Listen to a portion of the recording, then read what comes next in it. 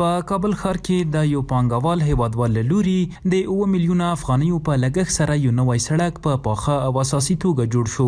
د کابل ښار د ګلباغ په سیمه کې د 1580 متره په اوږدوالي او 12 متره پلنوالي په لرلو سره دغه سړک د یو شخصي شرکت په مالي مرستې سره جوړ او ګټه اخیستنې ته وسپارل شو.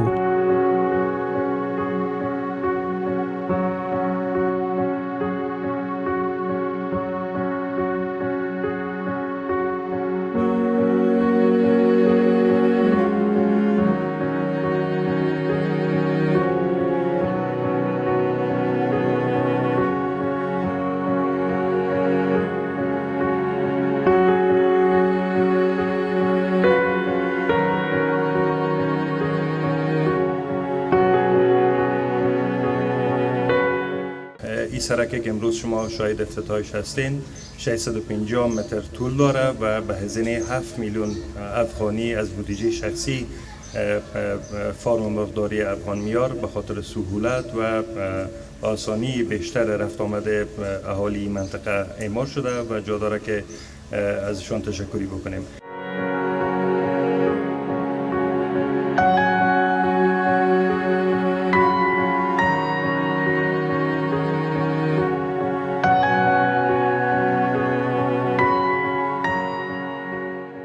یاد شرکت د چرګانو غوښې، هګۍ او دانه تولیدوي چې په سیمه کې د حیواني محصولاتو په تولید کې رغنده فعالیتونه ترسره کړي دي.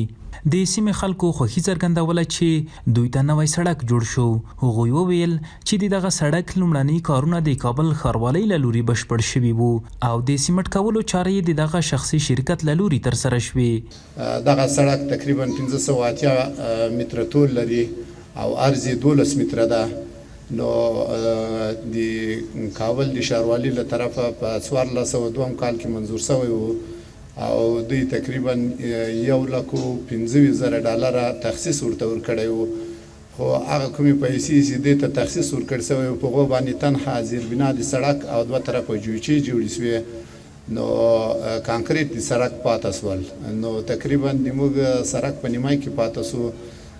نو الله تعالی دې له دې شرکت له رئیس سره ښه وکړي. نو دوی دغه اقدام وکړو او چون دغه سړک چې دوی هم استفاده کوي او دغه د کلي د منطقې خلک هم استفاده کوي، نو تقریبا په حدود د 7 میلیونه افغانۍ دوی په دې سړک باندې ولګولې او سړک یې کانکریټ کو.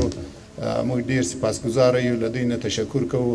خدای پاک دې دوی ته نورم توفیق ورکړي چې د وطن په آبادي کې خدمت وکړي او له ټولو تجارانو له ټولو سرمایه‌دارانو مې دا تقاضا ده چې د وطن په جوړېدو کې سهم واخلي. لکه څنګه چې دې شرکت اخیستی ده، ټول باید سهم واخلي تر څو خپل وطن ګران افغانستان جوړ کړو. له هره نګاه دا یو په دولت نه جوړېږي، باید سکتوري خصوصي هغه خلک چې نن سبا سرمایه لري او دلته په افغانستان کې سرمایه گذاری وکړي. ان شاء الله تعالی د دوی لپاره به هم دنیوي وي او هم اخروي ګټه وي. نو ځکه چې نن سبا دلته په افغانستان کې ښه زمینه برابره ده سرمایه گذاري ته، نو لغه تجارانو مې خواهش ته څوک چې خارج ته تللي دي او په خارج کې سرمایه گذاري کوي راسي په خپل وطن کې د سرمایه گذاري وکړي او ان شاء الله په خپل وطن کې به ګټه وکړي او له خپل خلک هم په کار کې او وطن ته هم خدمت وکړي.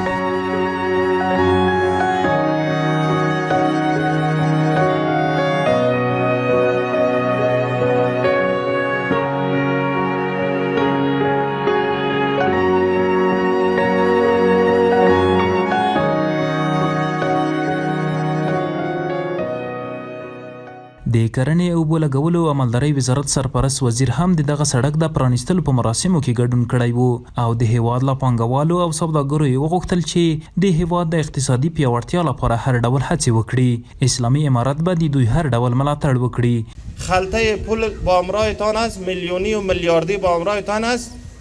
در ملک‌های مختلف پشت مواد بی‌کیفیت می‌گردین و می‌خرین و به ملکتان میارین و می‌فروشین به دهاقین و به مالدارا و با دیگه و دیگه به هر طبقه.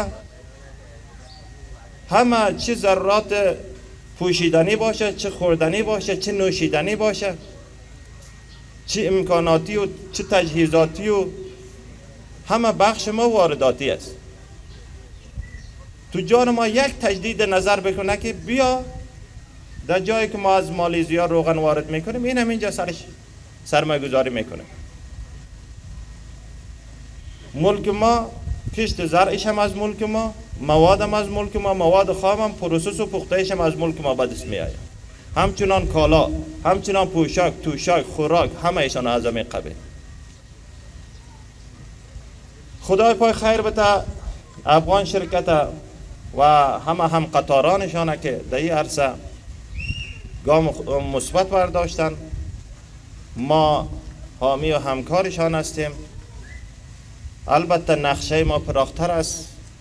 قدم به قدم می خواهیم که در همه بخش به خودکفایی برسیم، از اسارت و از اشغال خارج خلاص شویم، استقلال غذایی و امنیت غذایی بیاریم.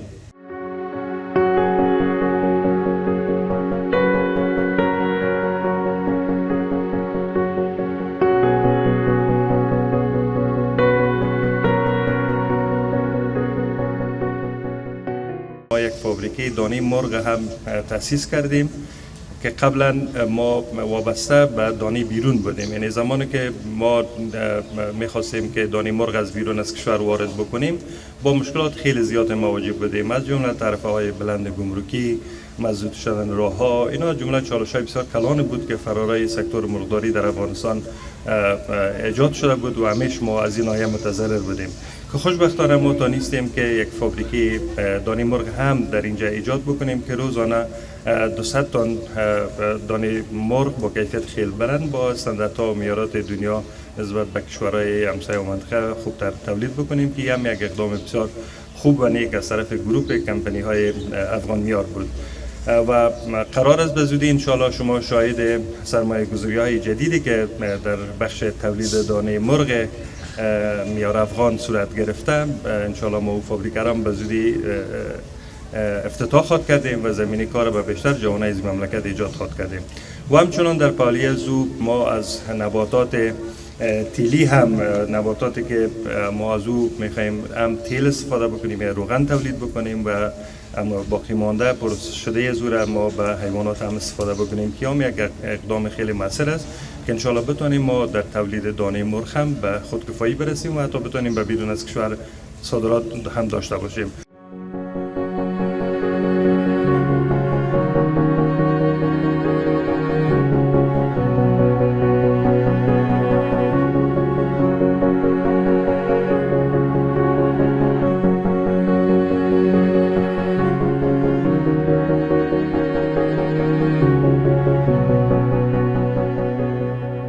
د یادونې وړ ده چې په وروستیو کلونو کې د کابل ښاروالۍ له لوري د ښار په بېلابېلو برخو کې سړکونه جوړیږي او د ښار په سمسورتیا او نظم کې ورځ تر بلې ښه والی رامنځته کیږي چې په دې برخه کې یو شمېر پانګوالو او سوداګرو هیوادوالو هم برخه اخیستې او د ګلباغ سیمې د دغه سړک د جوړېدو په شان د عامه او بنسټیزو پروژو په پلي کېدو کې مالي همکاري کوي.